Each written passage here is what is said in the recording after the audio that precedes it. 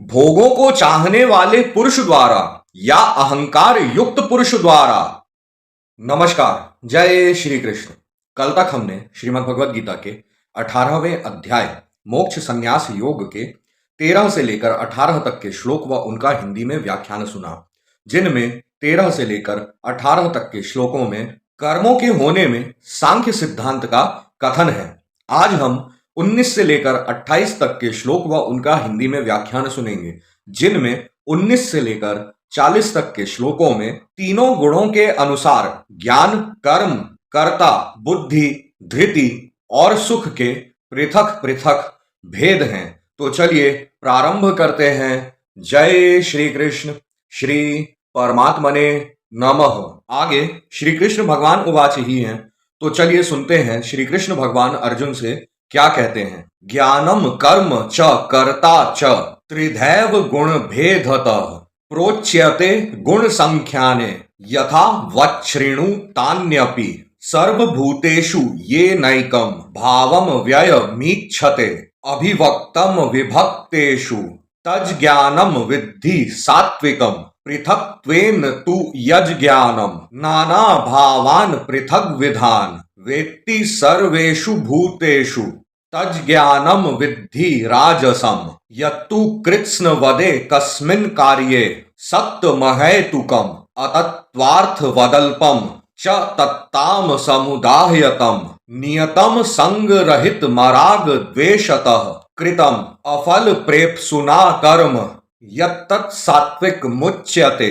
यत्तु कामेप्सुना कर्म साहंकारेण वा पुनः क्रियते बहुलायासम तद्राज समुदाहयतम अनुबंधम क्षयम हिंसामनवेक्ष्य च पौरुषम मोहादारभ्यते कर्म यतत्तामस समुच्यते मुक्त संगो अनहमवादी धृत्युत्साह समन्वितः सिद्ध्य सिद्ध्योर निर्विकारः कर्ता सात्विक उच्यते रागी कर्म फल प्रेप्सुर्लुब्धो हिंसात्मको अशुचिः हर्ष शोकान्वितः कर्ता राजसः परिकीर्तितः अयुक्तः प्राकृतः स्तब्धः शठो नैष्कृति को अलसः विषादी दीर्घ सूत्री च कर्ता तामस उच्यते।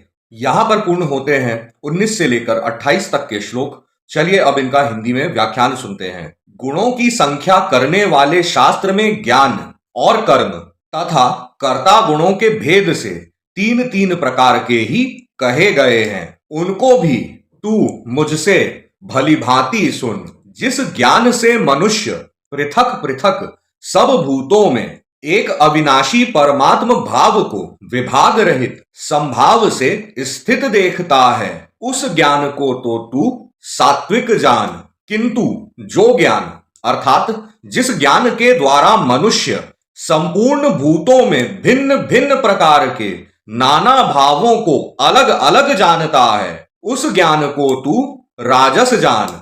परंतु जो ज्ञान एक कार्य रूप शरीर में ही संपूर्ण के सदृश आसक्त है तथा जो बिना युक्ति वाला तात्विक अर्थ से रहित और तुच्छ है, वह तामस कहा गया है। जो कर्म शास्त्र विधि से नियत किया हुआ और कर्तापन के अभिमान से रहित हो तथा फल न चाहने वाले पुरुष द्वारा बिना राग द्वेष के किया गया हो, वह सात्विक कर्म कहा जाता है। परंतु जो कर्म बहुत परिश्रम से युक्त होता है तथा भोगों को चाहने वाले पुरुष द्वारा या अहंकार युक्त पुरुष द्वारा किया जाता है, वह कर्म राजस कहा गया है। जो कर्म परिणाम, हानि, हिंसा और सामर्थ्य को न विचार के केवल अज्ञान से आरंभ किया जाता है, वह कर्म तामस कहा गया है। जो कर्ता संग रहित,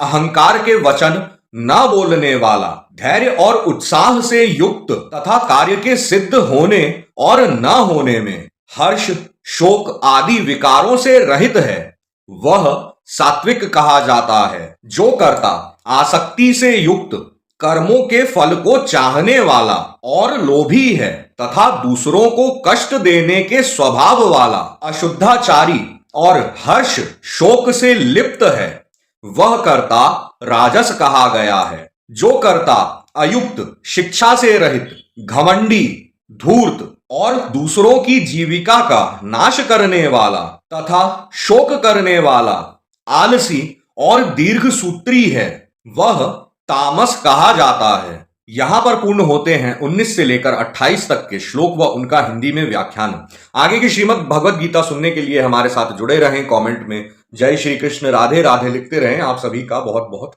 धन्यवाद।